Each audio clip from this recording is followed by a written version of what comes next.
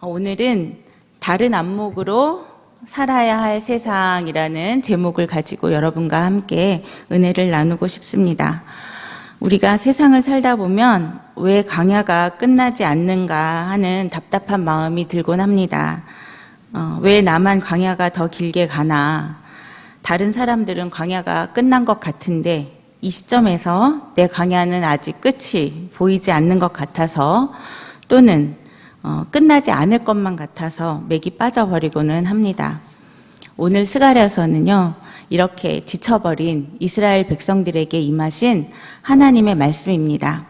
하나님께서는 선지자를 통해서 지나온 침묵의 날들이 하나님의 무관심이 아니다, 이렇게 말씀하시고 메시아에 대한 소망과 심판을 선포하시는 것으로 미래에 대한 소망을 주고 계십니다. 스가랴 선지자는 우리에게는 조금 낯선 이름입니다. 바벨론 포로기에 바벨론에서 태어났습니다. 그렇게 위세등등하고 무섭고 견고할 것만 같던 바벨론은 페르시아, 지금의 이란에게 538년에 무너지고, 그리고 페르시아 왕 고레스의 칙령으로, 그러니까 고향으로 돌아가라라는 명령에 따라서 스룹바벨과 세스바살이 이끄는 예루살렘 귀향 무리 속에 본국으로, 그러니까 예루살렘으로 돌아온 선지자입니다. 그가 유다 땅으로 돌아올 때는 어린아이, 2살 정도 된 어린아이였고요. 그는 예루살렘에서 자라서 사역을 했던 선지자였습니다. 스가랴서는 구약 성경의 끝에서 두 번째 있는 성경이고, 바로 앞에 학개 선지자와 함께 예루살렘에서 사역을 했습니다. 하지만 학개 선지자와는 다릅니다. 학개 선지자는 무너진 성전을 재건해야 하는, 눈에 보이는 건물을 재건해야 되는 사역을 하는 선지자였고요. 스가랴서는 이 성전이 가지고 있는 내면의 의미, 그러니까 정신적인 의미를 선포하는, 성전의 정신적인 의미를 선포하는 그런 선지자였습니다. 성전이 이스라엘에게만 중요한 종교적 구조물 정도가 아니다라는 그런 것을 선포하는 그런 선지자였습니다. 그렇다면은 스가랴서는 우리에게 삶과 신앙에 대한 강한 메시지를 주고 있는 것이죠. 오늘 본문 8장을 이해하기 위해서 우리는 7장을 이야기 먼저 하고 들어가야 됩니다. 기원전 536년에 성전의 기초공사가 마무리가 됐는데요. 그 땅의 백성들, 바벨론 포로로 끌려가고 남은 자들하고 아수르가 북이스라엘을 멸망시킨 후에 이주시킨 이방인들이 사사건건이 성전 건축을 방해를 했습니다.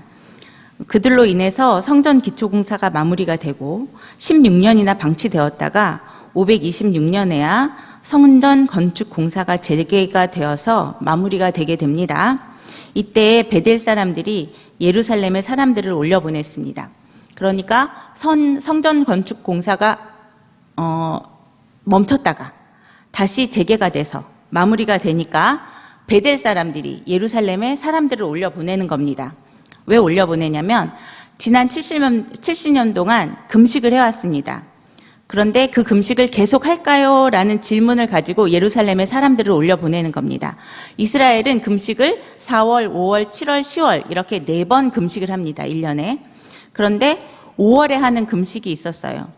바벨론 왕 느부갓네살 19년 5월 7일에 시위대 장관 느부사라단이 예루살렘에 이르러서 여호와의 성전과 왕궁을 불사르고 예루살렘의 모든 집을, 귀인의 집까지 불살랐다고 해요. 그러니까 예루살렘을 모두 태워버려서 예루살렘 성전이 무너졌어요. 그래서 이 사람들이 너무 슬퍼서 금식을 했다라는 말입니다. 그래서 애곡하면서 금식을 했는데, 성전이 이제 다 완공이 됐으니까 이 상황에서는 더 이상 금식을 할 필요가 없지 않느냐 하는 질문을 가지고 베델에서 사절단이 왔던 것입니다. 성전이 완공이 되면 금식보다는 오히려 축하 잔치가 열리는 것이 옳지 않느냐라는 말이죠. 그래서 성전 재건으로 인해서 70년의 포로기는 이제 끝났다라는 생각을 하고 온 것입니다. 그런데 선지자를 통한 하나님의 말씀은 달랐습니다. 이 사람들은 5월의 금식만 물어보러 왔는데요. 하나님께서는 7월의 금식까지 말씀을 하십니다.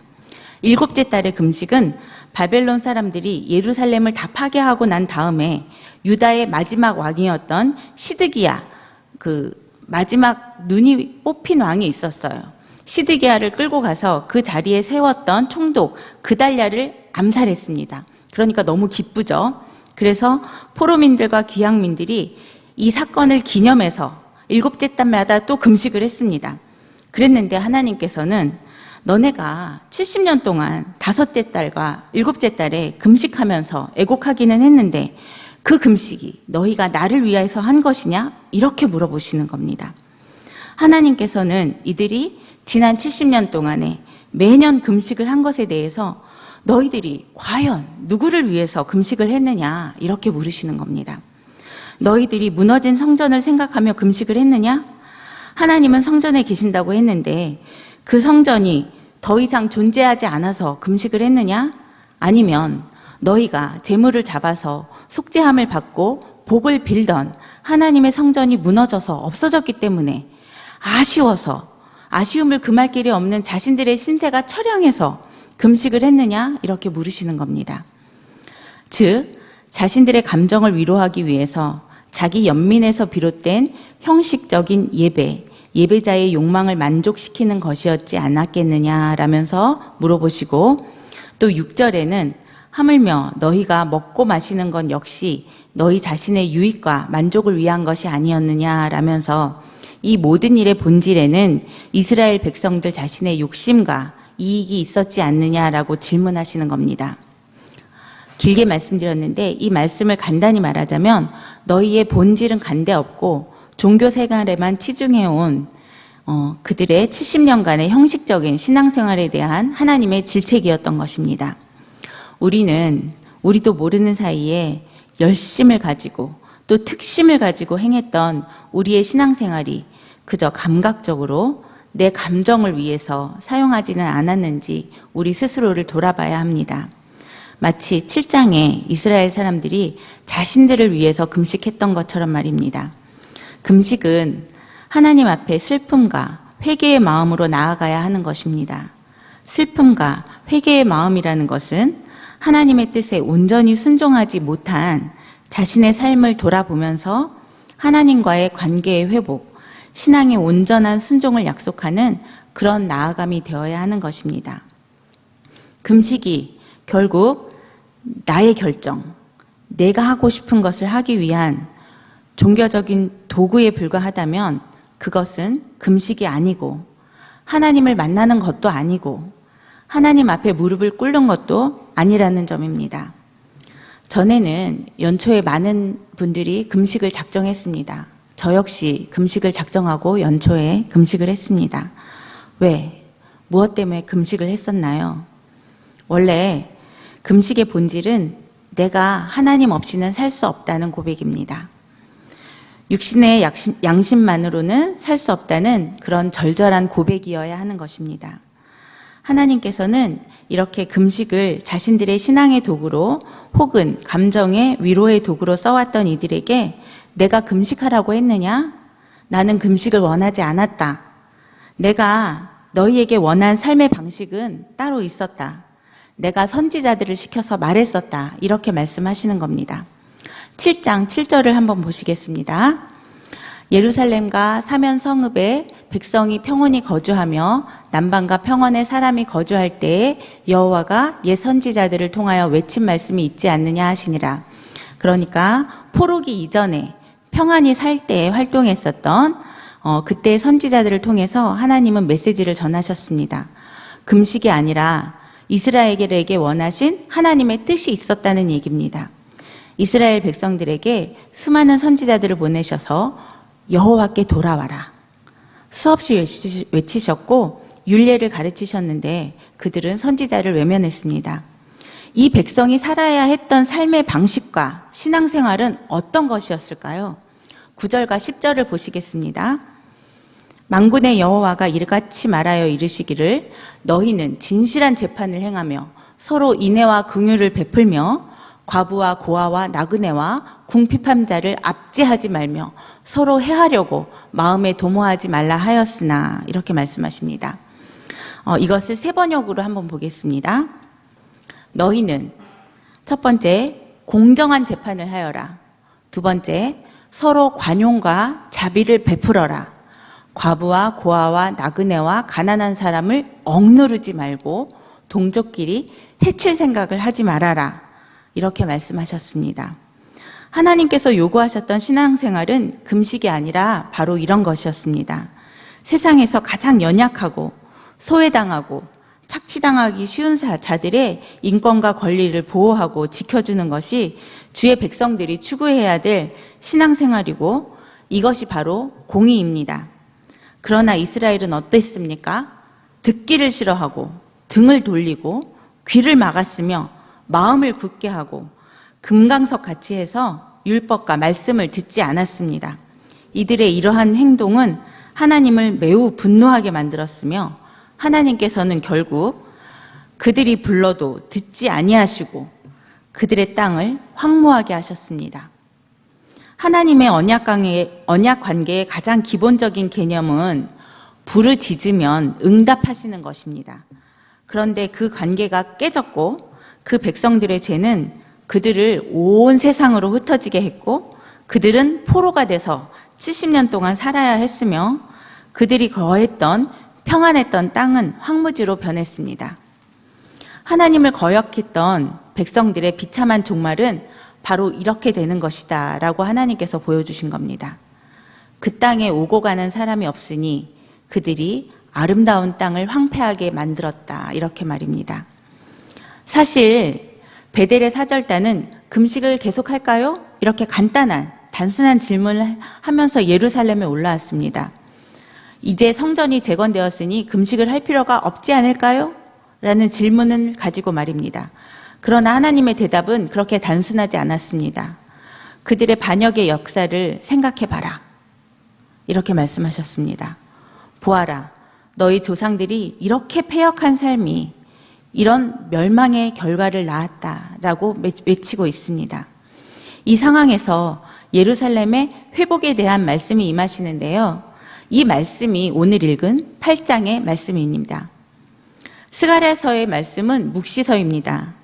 많은 환상과 예언으로 이루어져 있는 말씀이어서 우리가 그 뜻을 제대로 파악하는 게 쉽지 않습니다. 하지만 성경은 특별한 사람이 읽는 책이 아닙니다. 그래서 하나님의 뜻을 구하기에 그렇게 어려운 책도 아닙니다. 그래서 조금 자세히 설명하면서 그 뜻을 제가 찾아보고자 합니다. 8장의 말씀은 7장에 흩어버리시고 황무하게 하신 땅의 회복에 대한 소망의 말씀입니다. 무너져버린 성전에 회복된 소망의 말씀입니다. 사실 베델에서 금식에 대한 질문을 가지고 올라온 사람들에 대한 동문서답이 아닌가 이런 생각이 들지만 이 대답은요, 우리에게 광야가 끝나지 않은 사람들, 암울한 삶을 살고 있는, 가도 끝날 것 같지 않은 삶을 살고 있는 인생들에게 하나님께서 일방적으로 그런 광야를 그냥 끝내주시겠다. 그렇게 소망의 말씀으로 하시는 말씀입니다. 그래서 너네들이 물어봤던 금식이 애통함의 금식이 아니다. 기쁨과 감사함의 절기로 금식은 계속될 것이다. 라는 약속의 말씀입니다. 하나님께서 베푸시는 은혜로 이스라엘은 구원될 것이다. 끝날 것 같은 금식은 계속될 것이다.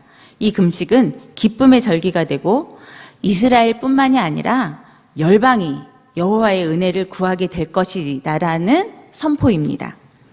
오늘 본문에서 사실 읽지는 않았지만 스가랴 1장에서 시작될 때요. 하나님의 사자들, 그러니까 천사들이 온 세상을 두루 다니면서 하나님께 보고를 합니다. 하나님, 온 세상은 평온한데요. 언제까지 예루살렘과 유다를 불쌍하게 여기지 않으실 겁니까? 이렇게 탄식하며 기도를 합니다. 예루살렘을 불쌍히 여겨주세요.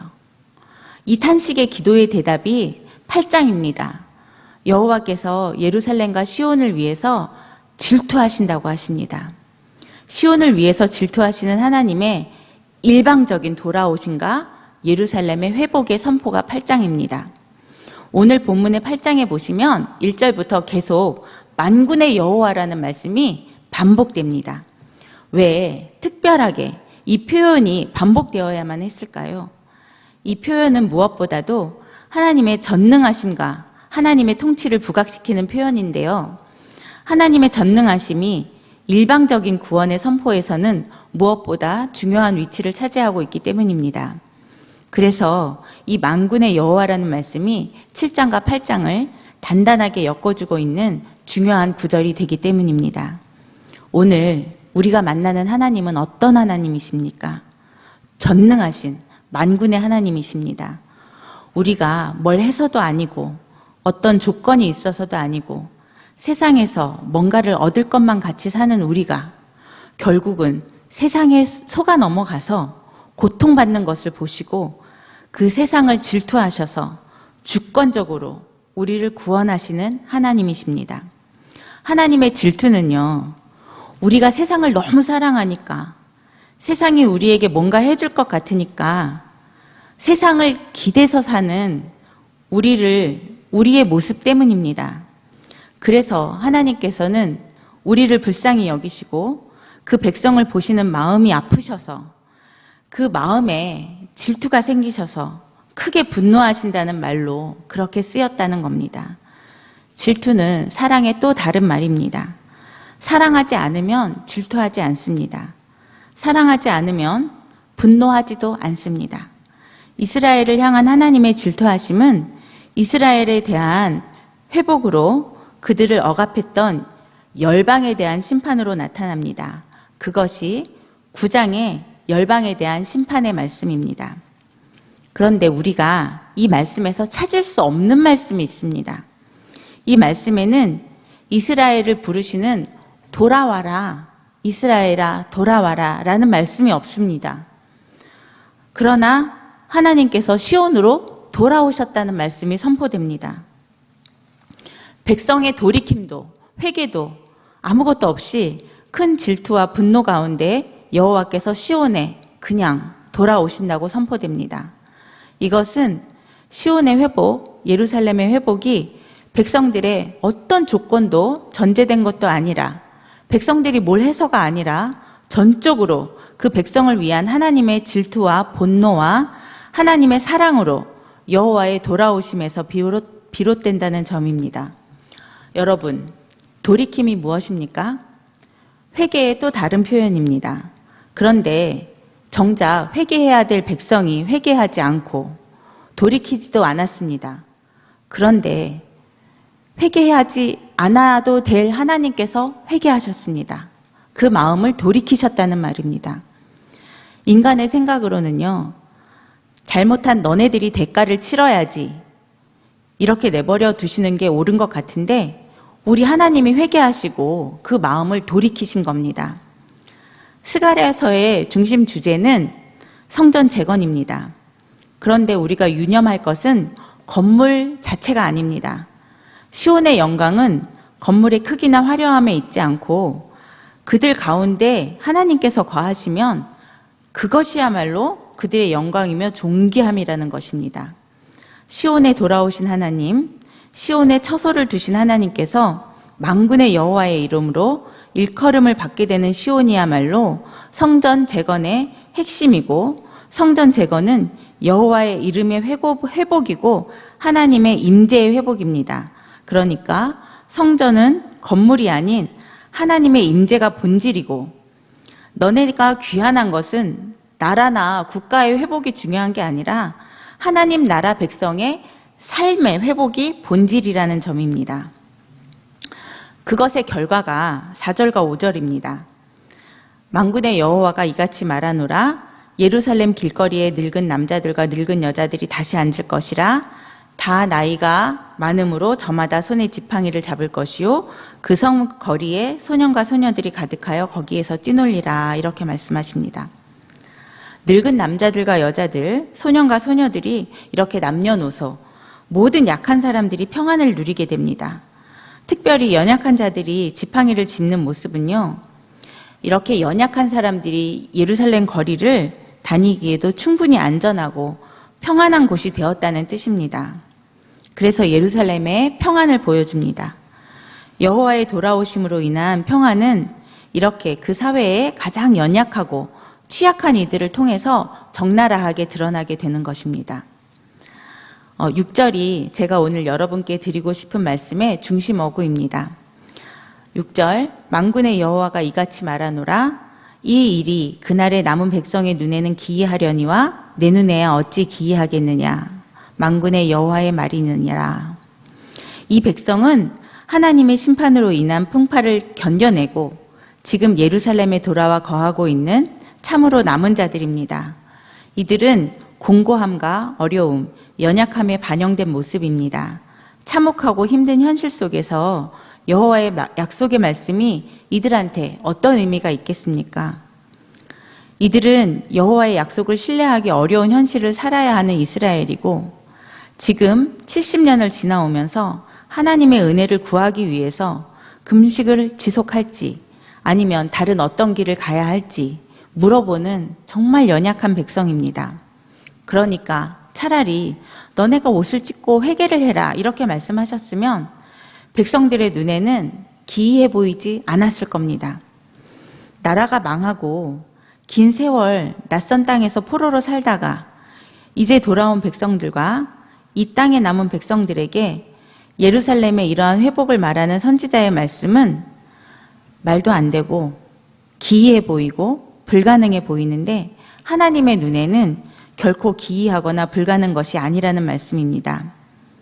이 말씀은 백성들, 사람들의 눈이 아니라 하나님의 눈으로 이 세상을 볼 것을 요구합니다. 그 백성을 향한 하나님의 약속과 신실하심의 은혜가 이 모든 회복의 근거이고 하나님께서 그 백성 가운데 행하시는 기초는 공의고 이 공의의 근본적 의미는 하나님과 백성들 간의 올바른 관계라는 뜻입니다.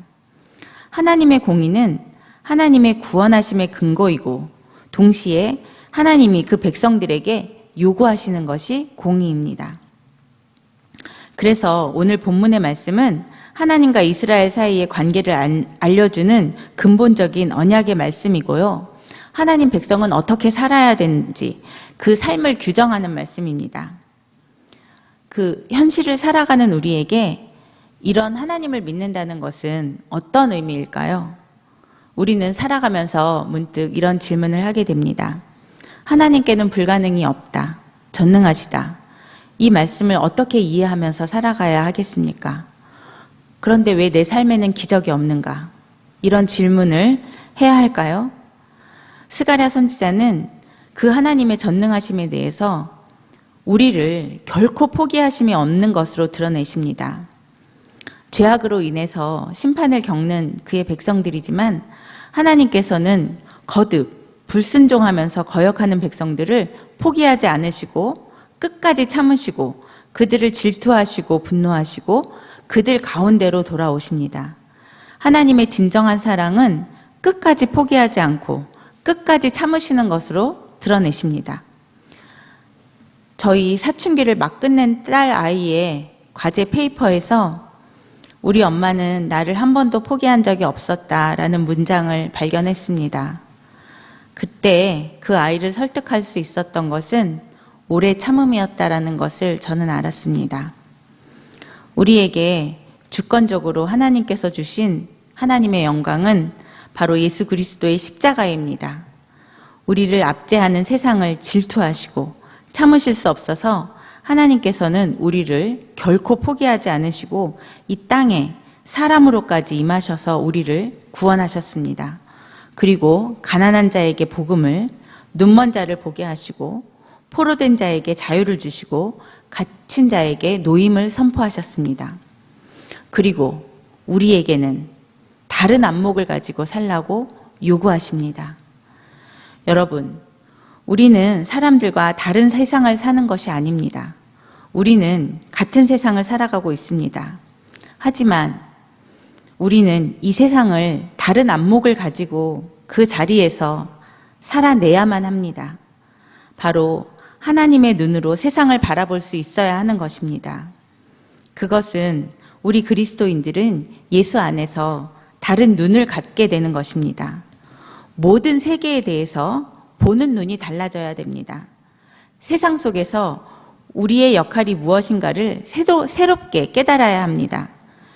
예수를 믿는다고 해서 우리는 기득권을 가지게 되지 않습니다. 우리는 세상 속의 평범한 인생입니다. 우리는 세상과 역사, 정치, 경제, 사회, 문화, 교육 모든 면에서 예수 그리스도라는 안경을 통해서 세상을 보아야 합니다. 이것은 어떤 가치관을 가지고 살아야 되는가의 문제입니다. 세상적인 가치관으로 사람을 의지하면서 돈을 의지하고 살아가야 되는가? 아니면 성경적인 가치관을 가지고 질투하는 하나님을 경외하면서 살아가야 되는가의 문제입니다. 세상을 살아가는 사람들의 눈에는 정말 기이해 보이는 일들이 예수 그리스도를 믿는 우리에게는 당연한 일이 되어야 합니다. 세상에서 가장 연약하고 소외당하고 착취당하기 쉬운 자들의 인권과 권리를 보호하고 지켜주기 위해서 노력해야만 하고요. 인종을 초월한 갈등 때문에 아파해야 되고 우리의 이웃들의 모습, 기뻐하고 슬퍼하고 울고 있는 그들을 사랑하시는 하나님 아버지의 마음으로 우리의 마음을 채울 수 있어야 합니다. 우리 안에서 경험한 하나님의 사랑과 하나님의 마음과 비전을 가지고 하나님을 사랑하고 하나님의 사랑을 증거하고 나눌 수 있어야 합니다. 우리는 우리가 서 있는 이곳에서 하나님의 나라를 만들어야 할 책임을 가진 사람들입니다. 하나님께서는 우리를 통해서 이 세상 속의 모든 만물이 하나님의 통치 아래에 참된 평화를 누리게 되기를 원하십니다. 그리고 우리에게 그 책임을 주셨습니다. 이제 며칠 후면 예수님께서 정말 상상할 수 없는 가장 낮은 모습으로 우리 곁에 오신 날입니다. 가장 초라하고 연약한 모습으로 가장 강력하게 세상을 바꾸셨습니다.